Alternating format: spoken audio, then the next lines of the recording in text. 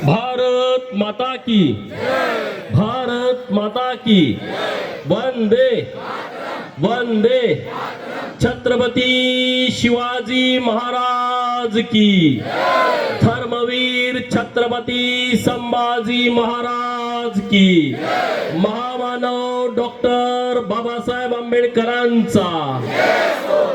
आज मुंबई महानगरपालिकेच्या निवडणुकीच्या निमित्तानं आपल्या महायुतीच्या उमेदवार माननीय कुमारी निर्मिती कानडे यांच्या प्रचाराच्या निमित्तानं या विभागाचं अनेक वर्ष नेतृत्व करणारे, 3 वेळा मुंबई महानगरपालिकेमध्ये ज्यांनी या विभागाचं प्रतिनिधित्व केलं आहे असे माननीय परमेश्वर कदम साहेब, त्यांचे सर्व सहकारी, Bharatiya Janata party, Shivsena, Republican party of इंडियाचे सर्व पदाधिकारी आणि तुम्ही सर्व वडीलधारी मंडळी, माता भगिनी, युवा मित्र, ज्यांच्या जीवावरती आपल्या निर्मितीताई मोठ्या मताच्या फरकानं महानगरपालिकेमध्ये निवडून जाणार आहेत, असे सर्व मायबाप, मतदार बंधू भगिनीनो, खरं तर मी परमेश्वर दादांच्या विषयी ऐकलं, मला खूप आनंद झाला की कार्यकर्ता कसा असावा, लोकांना न्याय देण्याची भूमिका कशी असावी, आपल्या या सर्व परिसरातील झोपडपट्टीचं पुनर्निर्माण व्हावं आणि आपल्या मराठी माणसाला हक्काचं घर मिळावं म्हणून त्यांनी त्यांच्या आयुष्यातली अनेक वर्ष राजकारणामधली खर्ची घातलेली आहेत आणि जवळपास 2000 लोकांना घर देण्यामध्ये ते यशस्वी झालेत। 16,575 घरांना पुन्हा त्यांनी मंजुरी घेतलेली आहे आणि त्या लोकांना भाड्याचा चेक येत्या काही दिवसामध्ये 8,000 लोकांना वाटप करायचं त्यांचं नियोजन आहे।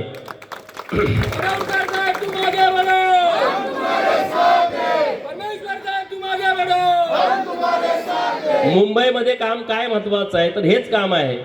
आपण गावाकडनं गोरगरीब लोक आलेलो मुंबईमध्ये, त्यांची संख्या मोठी आहे, नुसत्या महाराष्ट्रातून नाही, कन्याकुमारीपासून काश्मीरपर्यंत आणि बंगालच्या उपसागरापासून अरबी समुद्रापर्यंत जेवढा हा विशाल भारत आहे, त्या भारतातल्या प्रत्येक गावातला एक ना एक माणूस किमान मुंबईमध्ये आहेच आणि तो गरीब आहे आणि म्हणून त्याच्यासाठी काम करायचं महायुतीच्या आहे। माननीय मुख्यमंत्री देवाभाऊ आणि उपमुख्यमंत्री एकनाथ शिंदे साहेब हे झपाटून काम करतायत।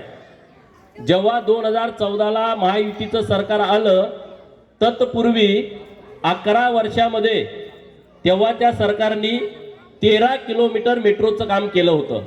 किती? 11 वर्षात 13 किलोमीटर। आणि आपलं सरकार जेव्हा 2014ला आलं तिथून आतापर्यंत म्हणजे 2028ला 475 किलोमीटर मेट्रोचं काम पूर्ण होणार आहे। म्हणजे MMR रिजन मध्ये इतक्या मोठ्या प्रमाणामध्ये वाहतुकीची जी कोंडी होती ती कोंडी संपवण्यासाठी आपलं सरकार काम करत आहे। आम्ही गावाकडून निघालो, मंत्रालयाकडे जायचं म्हटलं 8-8 तास लागायचे, परंतु अटल सेतू निर्माण करण्याचं धोरण हे देवाभाऊनी आणि एकनाथ शिंदे साहेबांनी हातात घेतलं आणि अटल सेतू सारखा एक मोठा महामार्ग, मोठा उड्डाणपूल जो आपल्या देशात सर्वात मोठा आहे तो मुंबईमध्ये उभा राहिला। कोस्टल रोडच्या बाबतीत तुम्हाला माहिती आहे, बांद्राकडे जायचं म्हटलं तर काय परिस्थिती व्हायची। तर असे विजनरी कामं आपल्या सरकारनं केलेली आहेत। आता आजच माननीय मुख्यमंत्री महोदयांची मी गाडीतनं येताना मुलाखत ऐकली ABP माझाला, तर त्यामध्ये 21 ठिकाणं त्यांनी अशी निश्चित केलेत की तिथं पाण्यातून मार्ग डेव्हलप करणार आहेत, म्हणजे वॉटर टॅक्सी डेव्हलप करायचं सरकारनं काम हातामध्ये घेतलेलं आहे। नुसतं बोलून चालणार नाही। मराठी माणूस अडचणीत आहे, अरे मराठी माणूस अडचणीत आहे त्याला घर द्या। दक्षिण मुंबईमधला माणूस का बाहेर पडला, मराठी टक्का का कमी झाला, का घसरतो ह्याचा विचार करा ना। 10-10 कोटीला घर, 5-5 कोटीला घर, 20-20 कोटीला घर आमचा मराठी माणूस घेऊ शकत नाही, कारण तो राबतोय, तो कष्ट करतोय। देवाभाऊंच्या आणि एकनाथ शिंदे साहेबांच्या सरकारनं काय केलं असेल तर त्या मराठी माणसाला हक्काचं घर देण्याचं काम केलं आहे। गिरणी कामगारांच्या अनेक ज्या मिल होत्या त्या बंद पडल्या. गिरणी कामगार अनेक वर्ष आंदोलन करतायत, त्याला न्याय कुणी दिला नाही. त्याला न्याय देण्याचं काम आपल्या महायुतीच्या सरकारनं केलं आहे. आणि म्हणून आपण परमेश्वर दादांच्या या नेतृत्वामध्ये महायुतीच्या उमेदवार म्हणून आपल्या निर्मितीताई यांना प्रचंड मताने आपण निवडून द्यावं. खरं तर महिलांचं आरक्षण पडल्याच्या नंतर यांना यांच्या घरातल्या पण उमेदवार देता आल्या असत्या, परंतु त्यांनी विचार केला की माझ्या सहकारी मित्राची मुलगी मी उभा करणार. हा क्रांतिकारी विचार आहे. नाहीतर खुर्ची सोडायला आता कोणी तयार नाही. तुम्ही बघताय की खुर्ची कोणी सोडत नाही. एक तर त्याला ढकलूनच बाहेर काढावा लागतो. परंतु यांनी मनाने सांगितलं की आमच्या जवळच्या सहकार्याच्या मुलीला आम्ही उमेदवारी देणार, ते पण मुंबईची, ते पण महानगरपालिकेची. एवढं सोपं नाही आहे. नगरसेवक मुंबईचा म्हणजे तो आमदारापेक्षा काही कमी नाही, अशी परिस्थिती आहे. आणि मुंबईमध्ये महायुतीचं सत्ता 100% बसणार आहे, कारण ती विकासाच्या मुद्द्यावरती बसणार आहे. जो एवढा विकास मुंबईमध्ये भाजपा सेनेने केला आहे तेवढा विकास कधीच कुणी केला नाही. विचार करा, 95 ते 99च्या काळात 55 उड्डाणपुलं करण्याचा क्रांतिकारी निर्णय नितीन गडकरी साहेबांनी घेतला नसता तर आज मुंबईची काय अवस्था झाली असती सांगा.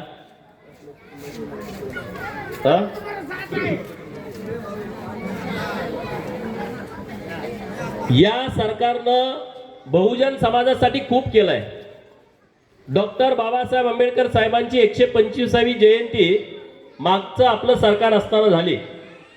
बाबासाहेबांच्या विचारावरती आम्ही काम करतो. लोक म्हणतात की आम्ही जातीवादी आहे. अरे आम्ही जातीवादी नाही आहे. जातीवादी ती लोक आहेत की ज्यांनी बाबासाहेबांच्या विरोधामध्ये 2 वेळा उमेदवार दिला आणि त्यांचा पराभव केला. आम्ही जातीवादी लोक नाही आहे. बाबासाहेबांच्या 125व्या जयंतीला केंद्र सरकार आणि राज्य सरकारनं अनेक प्रोग्राम हातात घेतले. त्यामध्ये नंबर 1, जिथं बाबासाहेबांचा जन्म झाला ते महू गाव राष्ट्रीय स्मारकाचा दर्जा दिला. बाबासाहेबांचं राष्ट्रीय स्मारक केलं. मूळ गाव जे अंबडवे आहे, कोकणामध्ये आहे, त्या गावाला राष्ट्रीय स्मारकाचा दर्जा दिला. तिथं बाबासाहेबांचं राष्ट्रीय स्मारक उभा केलं. बाबासाहेब कायदा मंत्री असताना ज्या बंगल्यात राहायचे तो बंगला सरकारनं ताब्यात घेतला. तिथं बाबासाहेबांचं राष्ट्रीय स्मारक उभा केलं. हिंदू मिलवरती महाराष्ट्रातलं, देशातलं सर्वात मोठं बाबासाहेबांचं स्मारक उभा राहतंय.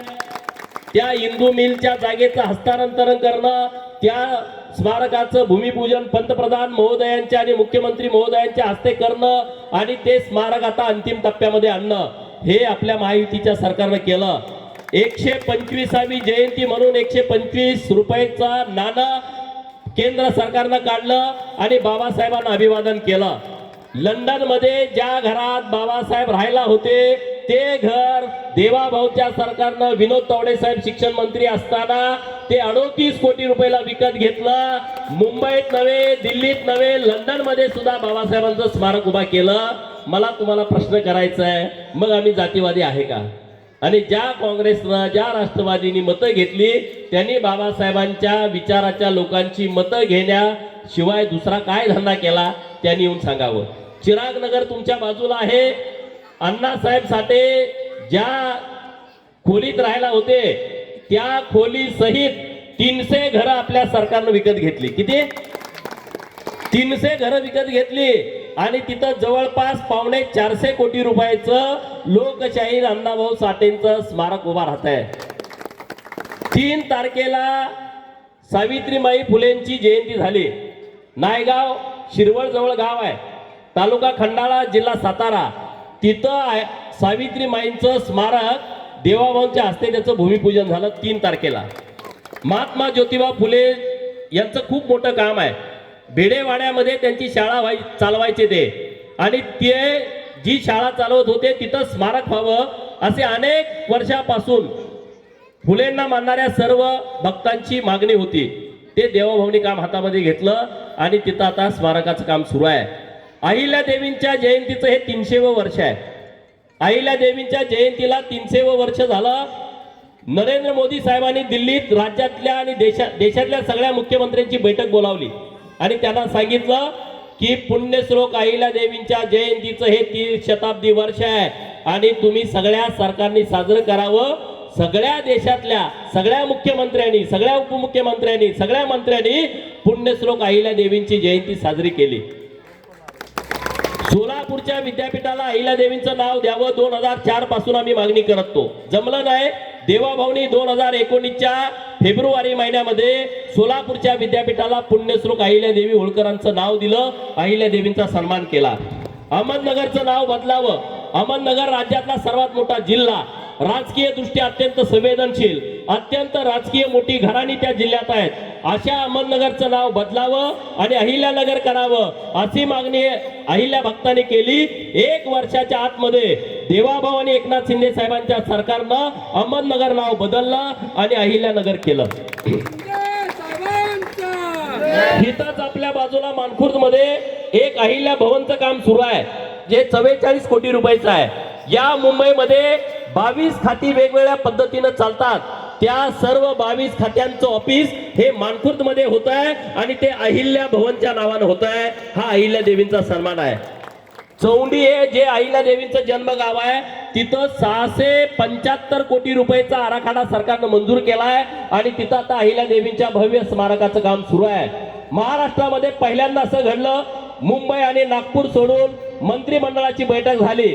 ती बैठक 31 मेला अहिल्या देवी जयंतीच्या निमित्तानं अभिवादन करण्यासाठी 7-8 दिवस अगोदर चौंडीमध्ये अहिल्या देवींच्या जन्मगावात झाली. मुख्यमंत्री, उपमुख्यमंत्री आणि सगळं मंत्रिमंडळ चौंडीला अहिल्या देवींना अभिवादन करण्यासाठी गेलं. हा अहिल्या देवींचा सन्मान आहे. असे एक ना अनेक विषय. बारामतीच्या शासकीय वैद्यकीय महाविद्यालयाला पुण्यश्लोक अहिल्या देवी होळकरांचं नाव आपल्या सरकारनं दिलं आहे. अहिल्यानगरला नवीन मेडिकल कॉलेज आता घोषित झालंय. तिथं सुद्धा आता नव्यानं अहिल्या देवींच्या नावानं मेडिकल कॉलेज उभा राहत आहे. एक ना अनेक विषय आहेत सांगण्यासारखे, पण वेळ कमी आहे. पण इथं असणाऱ्या सर्व मायाका देवीच्या भक्तांना मला विनंती करायची आहे. मानखुर्दमध्ये मायाका देवीचं मंदिर आहे. अनेक वर्षापासून तिथं ते मंदिर जतन व्हावं म्हणून अर्जुन मुडे आणि शिवाजी मुडे त्यांचे सहकारी प्रयत्न करत होते. मला विधान परिषदेची संधी मिळाली. देवाभाऊंच्याकडे मी विनंती केली, एकनाथ शिंदे साहेबांच्याकडे विनंती केली की मायाका देवीचं मंदिर आमचं मानखुर्दला आहे आणि तुम्ही आम्हाला निधी द्या. पहिल्या टप्प्यामध्ये 1 कोटी रुपयाचा निधी सरकारनं आम्हाला दिला. यावर सरकार थांबलं नाही. दुसऱ्या टप्प्यामध्ये मुख्यमंत्री एकनाथ शिंदे साहेबांना आणि देवाभाऊंना मी विनंती केली की 1 कोटीनं आमचं काम संपत नाही, मला आणखी 5 कोटी रुपयाची आवश्यकता आहे. जाता जाता त्या दिवशी आचारसंहिता लागणार होती 3 वाजता आणि 2 वाजता सही झाली आणि 5 कोटी रुपयाचा निधी मानखुर्दच्या मायाका मंदिराला सरकारनं दिलाय.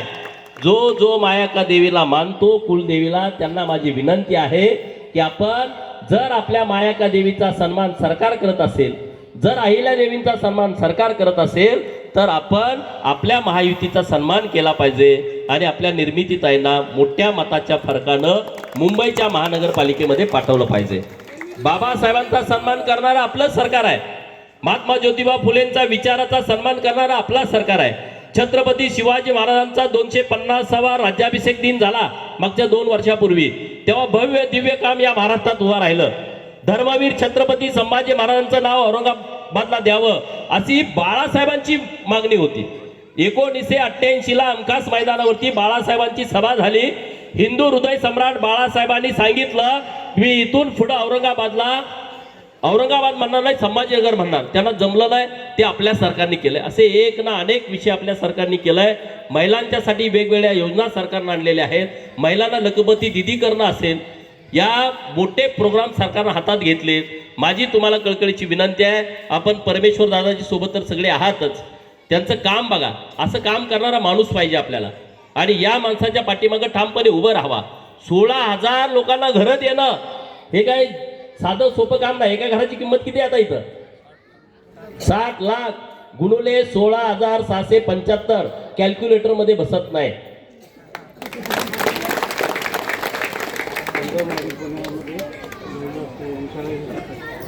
संगमवाडीमध्ये लहुजी वस्ताद साळवेंचं एक स्मारकाचं काम सुरू आहे.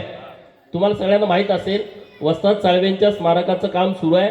अण्णाभाऊ साठेंचं जे महामंडळ बंद पडलं होतं भ्रष्टाचारात, ते नव्यानं सुरू केलेलं आहे. नव्यानं योजना सुरू केलेल्या आहेत. सगळ्या घटकांना न्याय देण्याचं काम केलंय. 18 महामंडळ आपल्या सरकारनं स्थापन केलीत गेल्या वर्षी. किती?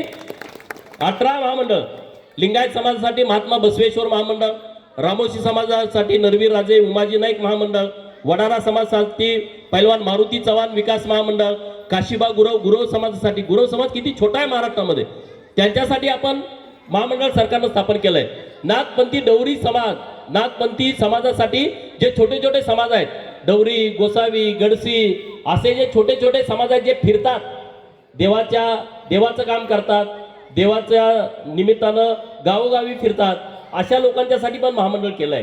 सोनारसाठी, सुतारसाठी, नाभिकसाठी अशी 18 महामंडळ आपल्या सरकारनं स्थापन केलेली आहेत.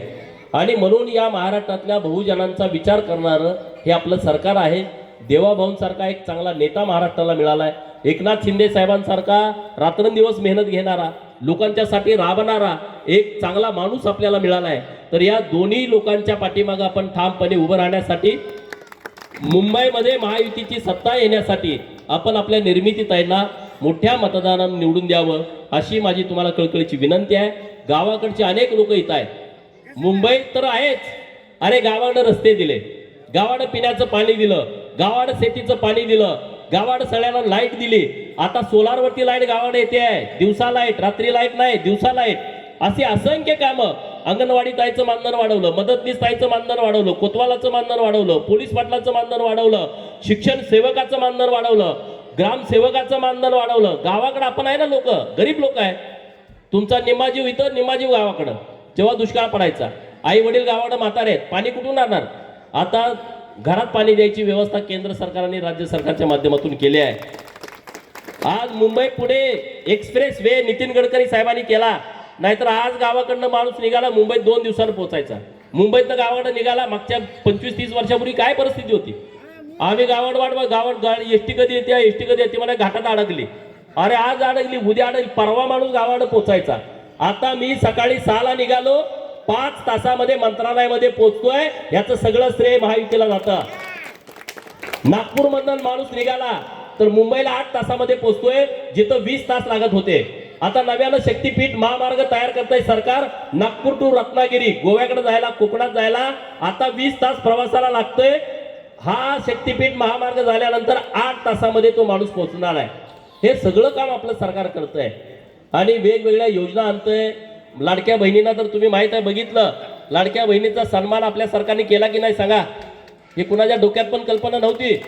सुप्रिया सुळेंनी भाषण केलं, लाडक्या बहिणीला 1,500 रुपयात काय होतंय, 1,500 रुपयात काय होतंय. अरे मी सांगितलं मीडियामध्ये, हे लाडक्या बहिणीचा सन्मान आमच्या सरकारनं केलाय. 1,500 रुपयाची किंमत आम्हाला गरीब लोकांना माहित आहे, सुप्रियाताईंना माहित नाही किंवा त्यांच्या टीमला माहित नाही. जे लोक ट्रायडंट हॉटेलला बसून 1,500 रुपयाची कॉफी पितात त्यांच्यासाठी लाडकी बहीण योजना नाही आहे. जे ताज हॉटेलला 1,000 रुपयाचा चहा पितात त्यांच्यासाठी लाडकी बहीण नाही आहे. ज्यांच्याकडे पर्स 1.5 लाखाची आहे, ज्यांचा सॅन्डल 1 लाख रुपयाचा आहे, ज्यांच्या डोळ्यावरती 3 लाख रुपयाचा गॉगल आहे, त्या लाडक्या बहिणीसाठी ही स्कीम नाही आहे. ही स्कीम कुणासाठी आहे की ज्या लाडक्या बहिणीच्या घरामध्ये ती तापानं फनफनती आहे, तिला कणकणी आले 8 दिवस, सर्दी आली आहे, खोकला आलाय, पण ती दवाखान्यात 50 रुपये नाहीत म्हणून जाऊ शकत नाही, तिच्यासाठी लाडकी बहीण सन्मान योजना आहे. ती घरामध्ये आहे आणि शाळा सुटल्याच्या नंतर पोरग पळत पळत पळत पळत येते, आई आई आई मला 10 रुपये दे, मला कॅडबरी घ्यायची आहे. आणि ती जेव्हा तिच्या पदरामध्ये हात घालते, तिच्याकडे 10 रुपये नाही आहेत. ती इकडं तिकडं बघते कुठं 10 रुपये आहेत का, तिला 10 रुपये सापडत नाहीत. मग तिच्या डोळ्यातनं धारा येते की माझ्या मुलाला मी 10 रुपये चॉकलेटसाठी देऊ शकत नाही. तिच्यासाठी लाडकी बहीण योजना आहे, तिचा सन्मान करणारी ही योजना आहे. आज तुम्ही सांगा, लाडकी बहीण योजना झाल्याच्या नंतर अशा कितीतरी बहिणी येत आहेत की ज्यांनी भावाला ड्रेस घेतलाय की नाही? अशा कितीतरी बहिणी येत आहेत ते 1,500 रुपये साठवून आईला एक साडी पाठवून दिली आहे. अशा कितीतरी बहिणी येत आहेत की तिनं वडिलाला ड्रेस घेतलाय, नवऱ्याला चुकून चोरून घेतलाय की नाही सांगा? आणि हा सन्मान आहे. तुम्हाला आता नवऱ्याकडे पैसे मागायची गरज नाही. किरकोळ जे पैसे तुम्हाला लागणार आहेत तुम्ही स्वतः खर्च करू शकता. ही लाडकी बहीण सन्मानाची आणि स्वाभिमानाची योजना आहे. बहिणीचा सन्मान वाढवणारी योजना ही आपल्या सरकारनं निर्माण केलेले आहे आणि जोपर्यंत आपलं सरकार आहे तोपर्यंत ही योजना राहणारच आहे. काही चिंता करण्याची आवश्यकता नाही. परत एकदा तुम्हाला विनंती करतो, निर्मितीताईच्या पाठीशी तुम्ही ठामपणे उभं राहा, त्यांना भरघोस मताने निवडून द्या. जय हिंद, जय महाराष्ट्र.